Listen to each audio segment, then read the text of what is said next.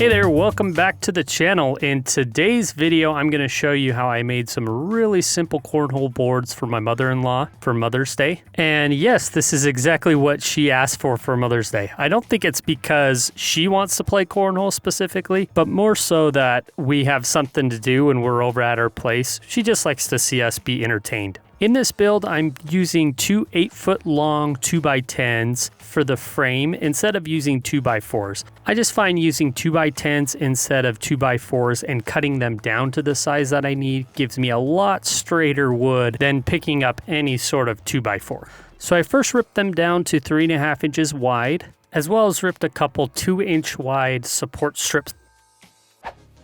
Then I set the blade of my table saw to 1/2 inch. I'll be cutting a rabbet around the frame so that the plywood top will be able to sit down in it, giving it a nice framed in look. I ran one face of the board through and then scooted my table saw fence over and ran the board through on its edge. Have you ever wondered why they call this type of ledge a rabbet? It really doesn't make any sense to me, but then again, I'm not the one coming up with the woodworking terms.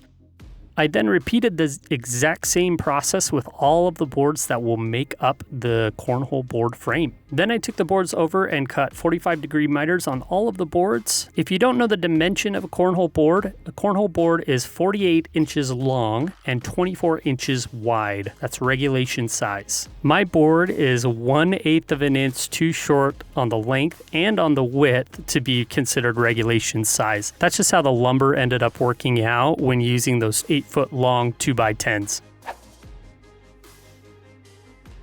I then glued the frame of the cornhole board together just like I would a picture frame using a ratcheting band clamp. It's nice having a ratcheting band clamp in your shop just in case you have kind of an awkward glue up like this. Band clamps I've used for a long time when I started making picture frames, and this is the type that I really recommend. I'll make sure I link it in the description below, so if you want to pick up one, you can. Then I checked for square on all the corners and set some screws because gluing these miters is practically gluing end grain to end grain, which is not a very strong joint. So it's important to set some screws as well as having the glue, and with that you should be able to have a pretty good joint. And obviously I did this with the approval of my supervisor. Looks good, right? Good boy. I used two 2.5-inch screws in each corner. I first set one screw above the band clamp, flipped the whole thing over, played fetch with Lando for just a split second, and set the other screws above the band clamp again, which gave me enough stability that I could then remove the band clamp, allowing the screws and glue to do the work. Then Lando really insisted on going out and playing fetch, so that's what we did. Once I had a satisfied puppy, I came back in and cut a couple dowels to plug the holes where I countersunk the screws into. I covered them in glue, pounded those bad boys into the holes, and then used my Japanese pole saw to cut those things flush to the frame.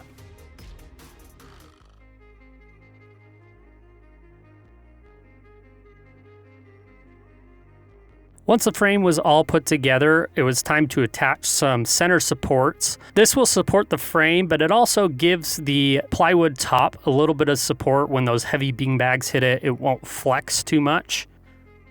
I attached them using simple glue and pocket hole joinery, and I attached them 16 inches from the bottom and 16 inches from the top. This will make sure that one, they don't impede the hole, as well as the legs that will flip down into the cornhole board.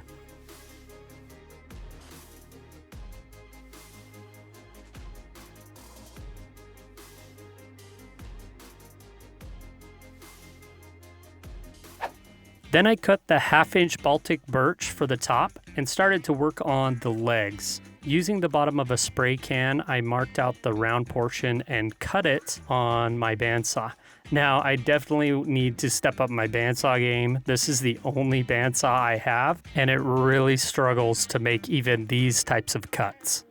The same with my sander. I've just got this little sander and it worked just fine for right now, but I think those will be the next two big tools that I purchase. Then using my drill press and a Forstner bit, I drilled the holes for my bolts to go through.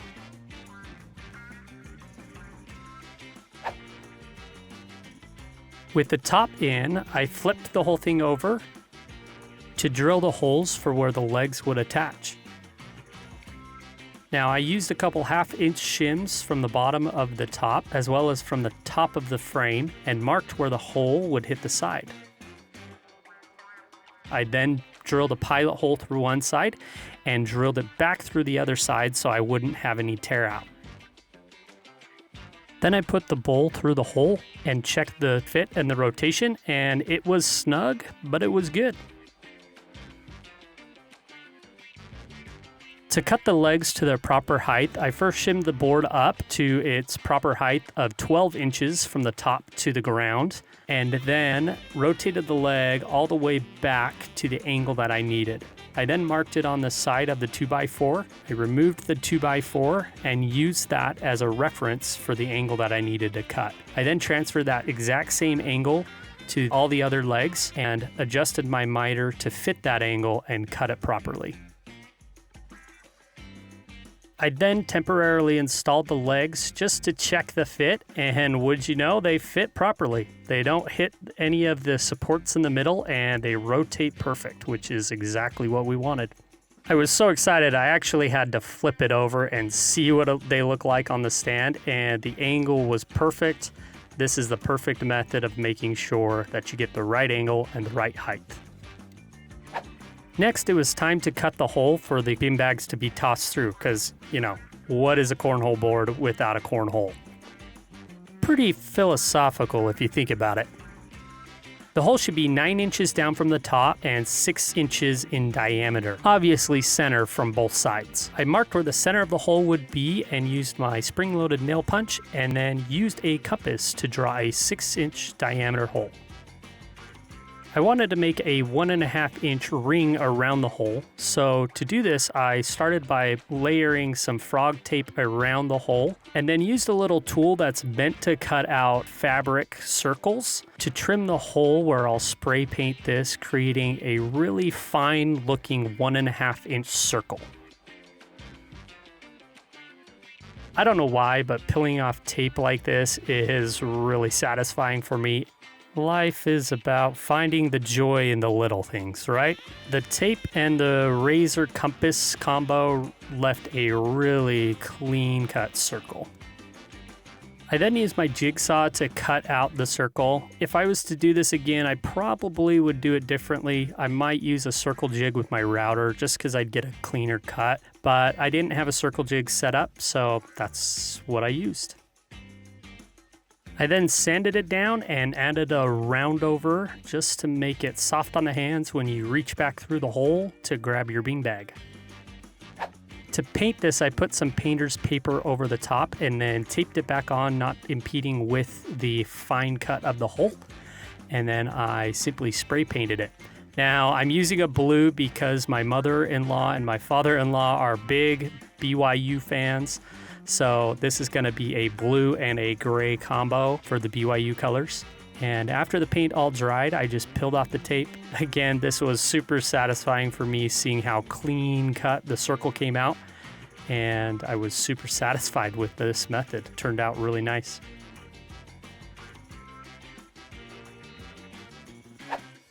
Previous to any of the painting, I actually sanded down the frame to make sure that there were no sharp edges.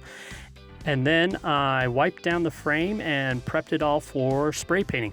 So again, I'm using BYU colors here, so I decided to go with a gray, which is actually the color of the beanbags. The beanbags are gonna be blue and gray, so this is gonna match really, really well with the beanbags that will go with it. I also spray painted the legs this gray so that they would blend in really, really well with the frame. Hey, if you like this build, make sure you go and subscribe to the channel so you'll be notified whenever we have a new project that goes up on the channel. Can't guarantee everyone's going to be a cornhole board, but there are great projects coming up. Next, it was time to add a little bit of water-based polyurethane to these Baltic birch tops. So to start, I sanded them down lightly and added the water-based polyurethane, coating it evenly. I gave it about 4 coats and sanded it with 400 grit sandpaper in between each coat, which gave it a super smooth finish.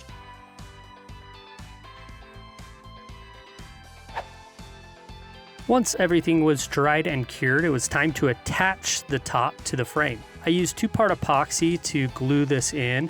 I probably could have just used a regular wood glue, but I really wanted to make sure that this would stay, and the rabbets were painted, so I wanted to make sure that the adhesive was going to adhere to the board. That's a pretty good use of words, right? It did help a lot that the top was really tight in there, but I tacked it in place with some brad nails and made sure that the brad nails were spaced out evenly. That way they looked visually appealing.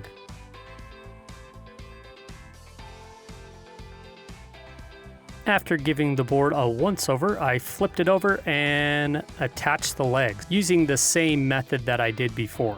For the bolts, I just used a bolt and a washer on the outside, a washer in between the frame and the leg, and then a washer, lock washer, and a nut on the inside. This combination made it so that these rotated but were strong enough when they were put down that I didn't have to worry about the board just falling down or the legs falling off. Once the legs were attached, these things were as good as done.